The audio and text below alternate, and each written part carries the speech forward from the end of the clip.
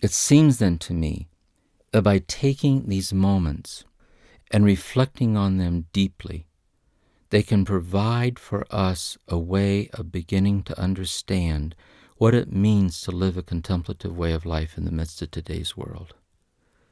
What it would be like if we could only learn to walk around this aware all the time of what our life always is. That is, what would it mean to walk into a room and instantly become aware of the inherent holiness of everything that's there, and to inherently reverence it and to honor it and to be faithful to it? What I'd like to do then is take these moments and look upon them as moments of spontaneous contemplative experience. If we look up the word contemplation in the dictionary, it says that to contemplate is to ponder or to reflect deeply. Perhaps an image that helps us get a sense of contemplation is that of Rodin's statue, The Thinker. The statue conveys a sense of deep absorption or quiet attentiveness, utterly still, utterly aware contemplation. What I'm talking about here are the moments in which contemplation spontaneously awakens within us. That is, we're going along and suddenly we're caught unaware with a moment of interior awakening. Now, as we are awakened, say by children at play or a flock of birds descending or knowing love in our own hearts, we are also then interiorly inclined to linger in the aura of awareness to which we've been awakened. This tendency to linger is the first taste of our potential to live a contemplative way of life. We can also notice that not only do we tend to linger in the aura of awareness that dawns upon us, but we can at any moment choose to sit, calm ourselves, and to open ourselves to this contemplative experience. This felt need to be faithful to this vulnerable attentiveness to the depths to which we've been awakened is what I'm talking about here as what it means to live a contemplative way of life.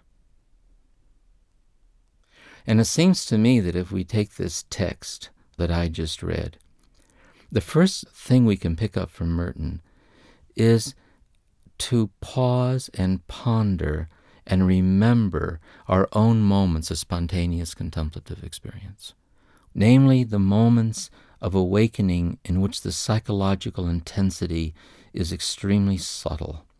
As a matter of fact, there seems to be no intensity to it, but rather a subtlety such that if we were not careful, we might have missed it. But we caught it, as it were, out of the corner of our eye, and we saw it, and we know that we saw it. We didn't miss it, and that's the point. I would suggest to you then, as I continue on at this point, that you listen to me in the light of your own moments. That is, the subject matter is not the subject matter found in a book. The subject matter is a subject within your own heart, which has been awakened within you as what you intuitively recognize to be most precious and most real in your own life.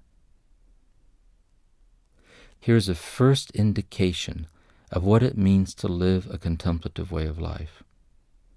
It is to have a faith that our own heart, in its most childlike hour, did not deceive us. Merton once said, there are some moments in life in which you simply have to have faith that they're real, where you go crazy inside, that you know that this is real, and it's beyond doubting because it stands as invincibly true. It is a tasting of the inherent holiness of life itself. I was once giving a retreat, and there was an elderly woman attending the retreat who came up to talk to me after one of the conferences. And she shared with me that she was raised on a farm on which there was a large apple orchard. And she said that as a young girl, she would go out in the summertime into this orchard, and she would lie down on her back in the tall grass of the orchard, and she would lie there looking up at the clouds going overhead. And she looked at me and said, something was given to me there. And I could tell by the look in her eye the timeless nature of that which was given to her there. And to her it was as fresh and as present and as precious as when she was a little girl experiencing it. It sometimes happens to us that when quite young we are granted something which we spend the rest of our life learning to be faithful to, learning to enter into, and learning to trust. This then is our first theme.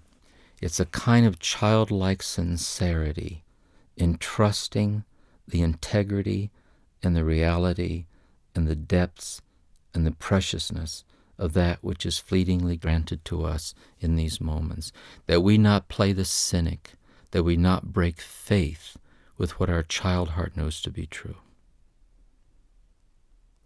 A second aspect of these moments of spontaneous contemplative experience that Merton invites us to consider is that they tend to occur in the fundamental arenas of human existence. For example, they occur to us in nature, in turning to see a flock of birds descending, or being surprised by the splash of a frog we did not know was there. We're standing motionless before a sunset. We're lying awake at night listening to the rain pour down all about the house. We're touching a stone. We're smelling a single flower. There is a visceral, primitive awareness that this is precious, this is real, this is holy in a way that never ends. There is the holiness that arises in the midst of nature when our eyes are open to see what nature really is. Another fundamental arena of human experience in which these moments are granted to us is that of human intimacy. There are moments of oceanic oneness between two people, in which neither can find the place where one stops and the other begins, and they say to each other, "We are one," and they know when they say it that it's true, and they also know that they cannot grasp or contain the truth of the oneness that they're experiencing. Intimacy is essentially contemplative. It's a deep, body-grounded, intuitive knowing that transcends what thoughts can grasp.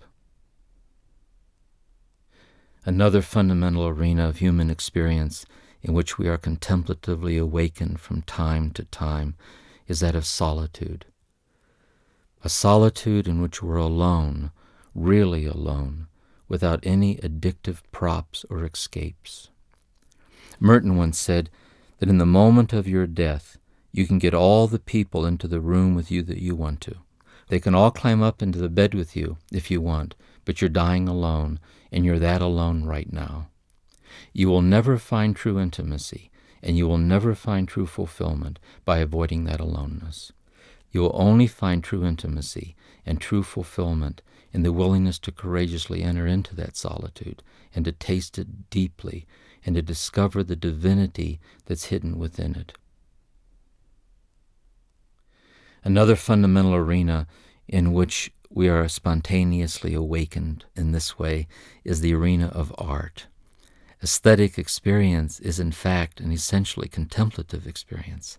That is, it is an intimate, body-grounded experience of the beautiful. There's a friend of mine, Father Tom Gideon, who for years chaired the Retreats International program at Notre Dame. And Tom Gideon is a photographer.